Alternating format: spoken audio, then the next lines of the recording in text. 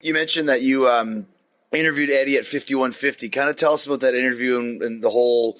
It's a legendary place. I've never been inside of 5150. Kind of tell us the whole story with that. I don't know if I should use the term unfortunately, but unfortunately, it was on the Van Halen 3 album. I think Eddie, obviously, and Warner's, you mentioned about them being sort of quite a tight-knit unit and quite a closed book sort of in terms of AC/DC. With that album, it was obviously a conscious effort to be a little more welcoming, a little more embracing, because they knew it was going to be a harder sell. They had to be. Yeah. I'm pretty sure that was like the only time in the 90s that Kerrang were invited over from the UK, to speak with the band in Los Angeles. And I mean, Eddie was great. He was very charming, and he wasn't drinking at the time, so it was like non-alcoholic beers. And what struck me, and again, I mentioned this in the start of the book, it was like being in a sort of teenage boy's bedroom. There was a big Sega game. There was the gold disc. it looked like like if you were a teenager and were given a load of money, right, and said you could have anything you want, you'd be like, okay, can I have that double-seated Daytona driving game? And can I have this and that? Can I have a Moon Man? Can I have, just deck it out like a teenage boy would, like I kind of have behind me like a child, But yeah, I mean, Eddie was very welcoming, and he did a lot of talking for Gary Cherone, obviously, but it was quite sort of protective of him, and he was really sort of bigging him up, saying, like, this guy was put on. I feel like he was put on this earth. We were making music together, and really was giving it the big sell.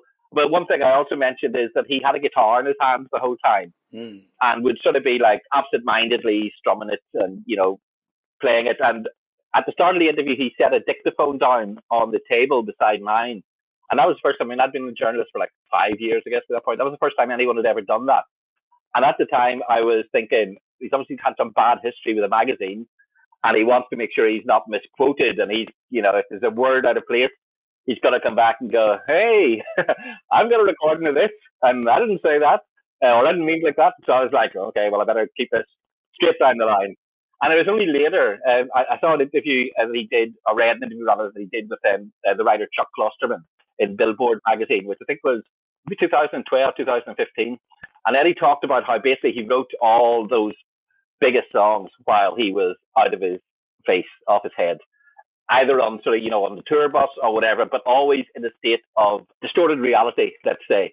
The point was that he found it liberating, that if he himself, as a sort of an anxious, sort of get shy and humble character, if he was, playing straight and sober, he was very conscious of, well, maybe that's been done before, or maybe I'm repeating myself or whatever.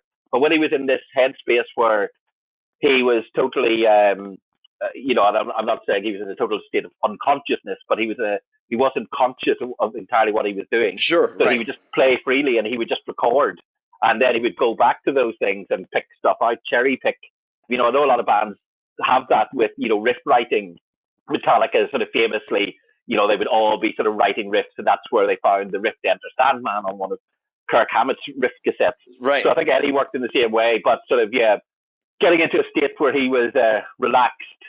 Yeah, so what he was doing that day when he put the dictaphone down, it wasn't to record me. He didn't give monkeys about me, and he certainly wasn't going to be picking up Kerrang that week and pouring through it, checking that he'd got his words right.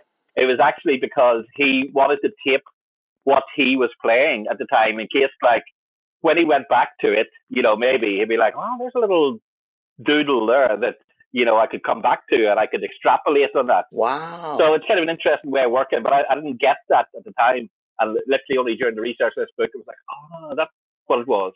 So yeah, I mean, I had a great day at 5150, and I wish I'd done more. I was with Ross Halpin, who had quite a good relationship with Eddie, and worked with him from the start.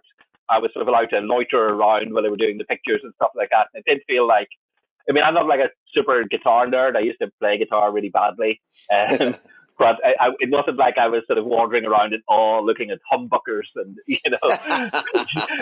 feeling string gauges like that. But it still felt, I mean, when you walked in, there was a plaque on the wall for like 60 million or 50 million record sales from the RI.